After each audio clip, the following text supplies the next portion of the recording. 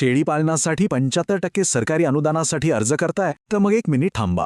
आज आपण शेळी गोठा अनुदानावर बोलणार आहोत, कारण यात एक खूप मोठी चूक अनेक जण करतायत आणि ज्यामुळे त्यांचे अर्ज सरळ सरळ रद्द होत आहेत.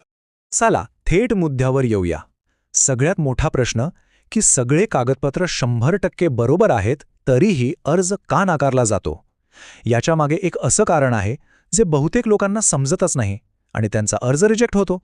होय, हेच ते कारण आहे. तुमचं शेळी गोठा अनुदान नाकारण्याचं मुख्य कारण कागदपत्र नाहीयेत, तर चुकीच्या पद्धतीनं बांधलेला गोठा आहे. पण काळजी करू नका, आज मी तुम्हाला सरकारमान्य आणि अनुदान 100% मिळवून देणारा गोठा कसा बांधायचा याची अगदी अचूक माहिती देणार आहे. चला सुरुवात करूया आपल्या पहिल्या आणि सगळ्यात महत्त्वाच्या टप्प्यापासून.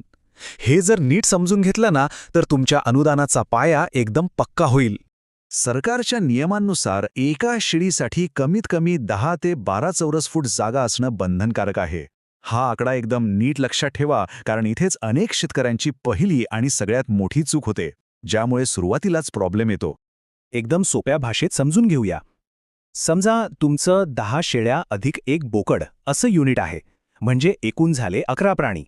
आता 11 गुणिले 12 चौरस फूट म्हणजे तुम्हाला साधारणपणे 132 ते 150 चौरस फूट जागेची गरज आहे. हे गणित अगदी अचूक असायलाच हवं. आणि इथे एक महत्त्वाची टिप देतो, ही चूक अजिबात करू नका. फक्त आज तुमच्याकडे जेवढ्या शेळ्या आहेत तेवढाच विचार करून बांधकाम करू नका. भविष्यात होणाऱ्या पिलांसाठी जर तुम्ही अतिरिक्त जागा सोडली नाही तर अधिकारी तुमचा अर्ज अपूर्ण नियोजनामुळे नाकारू शकतात. हे लक्षात ठेवा. आता येतोय सगळ्यात महत्त्वाचा एकदम गेम चेंजर टप्पा. हा एकच नियम ठरवतो की तुम्हाला अनुदान मिळणार की नाही. बघा, सरकारच्या नियमानुसार अनुदानासाठी तुमचा गोठा हा उंच मजल्याचा म्हणजे एलिव्हेटेड फ्लोर असलेलाच पाहिजे. याचा सरळ अर्थ आहे गोठ्याचा जो मजला आहे तो जमिनीपासून किमान 3 ते 4 फूट उंच असलाच पाहिजे.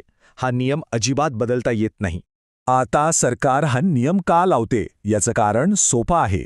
यामुळे शेळ्यांची विष्ठा आणि लघवी थेट खाली जमिनीवर पडते, गोठा कायम स्वच्छ आणि कोरडा राहतो आणि त्यामुळे आजारांचा धोका जवळजवळ संपून जातो. म्हणजे हे तुमच्याच फायद्याचं आहे. यासाठी तुम्ही लाकडी पट्ट्या किंवा प्लास्टिकची जाळी वापरू शकता. एक गोष्ट डोक्यात पक्की करून घ्या, जर तुम्ही उंच मजल्याचा गोठा बांधला तरच अनुदान मंजूर होईल.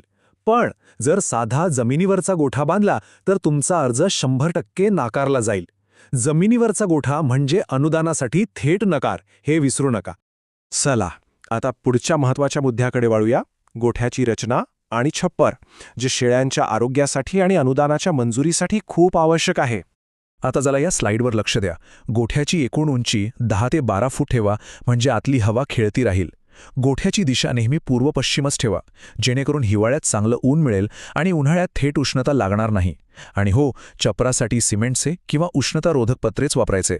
ठीक आहे, तुम्ही गोठा एकदम नियमांप्रमाणे बांधला, पण हे सरकारला सिद्ध कसं करणार, त्यासाठी आता आपण शेवटच्या पण अत्यंत महत्त्वाच्या टप्प्याकडे जाऊया. पडताळणीसाठी तुम्हाला हे पुरावे द्यावेच लागतात.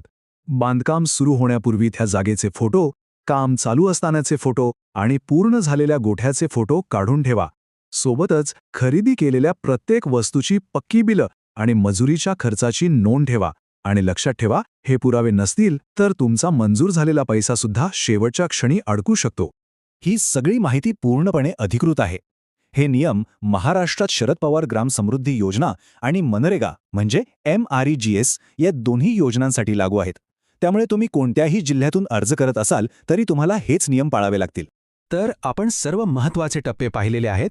आता या नियमांचं काटेकोरपणे पालन केल्यास काय होईल ते आता पाहूया.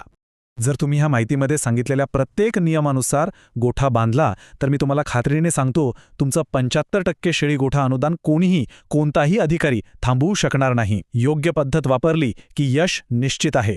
आता तुमच्यासाठी एक महत्त्वाचा प्रश्न. हा सरकारमान्य गोठा बांधायला नेमका किती खर्च येतो यावर एक सविस्तर अंदाजपत्रक म्हणजे एक डिटेल बजेट तुम्हाला हवं आहे का? जर तुम्हाला यावर सविस्तर माहिती हवी असेल तर लगेच कमेंट बॉक्समध्ये इंग्रजीमध्ये BUDGET बजेट असं लिहा. तुमचा प्रतिसाद कसा येतो त्यानुसार त्यावर पुढची माहिती तयार केली जाईल. आणि सगळ्यात महत्त्वाचं, अशाच प्रकारच्या सरकारी योजनांची 100% अचूक आणि उपयोगी माहिती मिळवण्यासाठी आणि कोणत्याही चुकीमुळे होणारं नुकसान टाळण्यासाठी चॅनलला नक्की सबस्क्राईब करा, कारण योग्य माहिती हाच तुमचा खरा अधिकार आहे.